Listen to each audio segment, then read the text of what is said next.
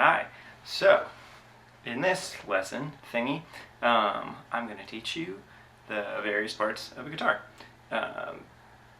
which is pretty much just important so that later on in other videos, if I say like, and this is why you do this thing with the guitar and you use this part of it, then you can be like, oh yeah, there's that one video where he told me that one thing, so I know what that is. So, there's a lot of different things. I'll probably say them in a weird order, but here goes anyway. So, first of all, this is an acoustic guitar. There's different kinds of guitars. For example, an acoustic guitar. This one here is my electric guitar. And then I've also bass guitar, blah, blah, whatever. It's already pretty obvious, but just in case. And there's steel string and nylon string, like classical guitars, not classical guitars. So this is a steel string guitar. And it's also, this is called a cutaway. One of those. So this means that you can like get these guys up here so you can do some crazy little solos or whatever all the way up there. Probably, you know, whatever. Whereas on classical guitars, typically like it continues all the way up here, so you have to do some weird stuff like this, which classical people are really good at. I don't really do that stuff because it's hard, and I don't really have to because I got a cutaway. And for reference, this is a Martin DCX-1E. As you can tell in there, that's usually what it tells you what kind of guitar it is. So, now let's get started. This is an acoustic electric guitar also. So that thing up there, this controls when I plug the guitar in through down here. Then I can control volume and like EQ and stuff like that, so I can turn the bass or the middle or treble up. And there's also a notch and brilliant and a phase button. And phase, whatever, they're useful for things, but I won't get into that now because that's not on every guitar. And there's also a tuner on mine, which is helpful for stuff. So that's that. And okay, so just starting, this is the body of the guitar. You can tell because it's the biggest part, kind of like my body is the biggest part of me. Interesting, good. So the body of the guitar, and then this is the bridge. This whole thing across here. Yeah, there it is. And on, there's some different kinds of bridges. Most acoustic guitars have kind of, I think probably all acoustic guitars have this kind of setup where, and I'll do another video on how to tune your guitar, or how to change strings, tune the guitar, whatever, that kind of stuff. But for now, I'm not going to do that. But for the most part, they have this kind of setup. And then on some electric guitars, there's different kinds of setups. So I've actually got my two different ones.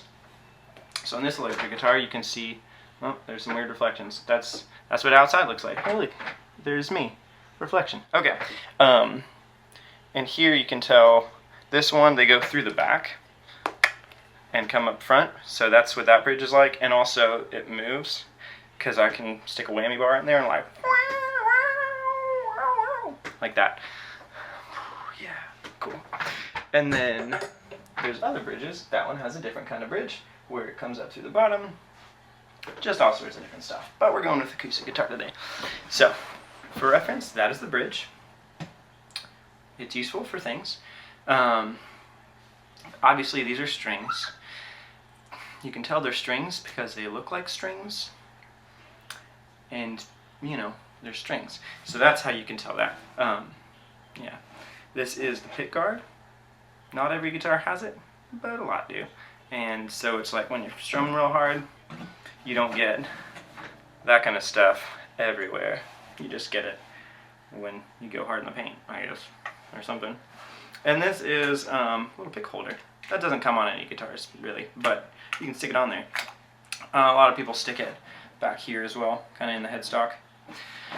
That's the next thing. Oh, man, look at that, guys. Good job.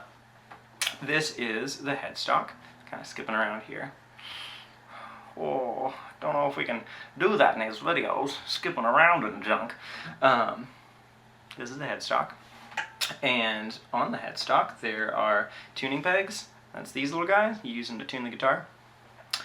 Other things about that. Yeah, the headstock typically also says what kind of guitar it is. Well, not typically. Always, pretty much. I think. Unless you've got a headless guitar. I don't really know where those say it. I don't know.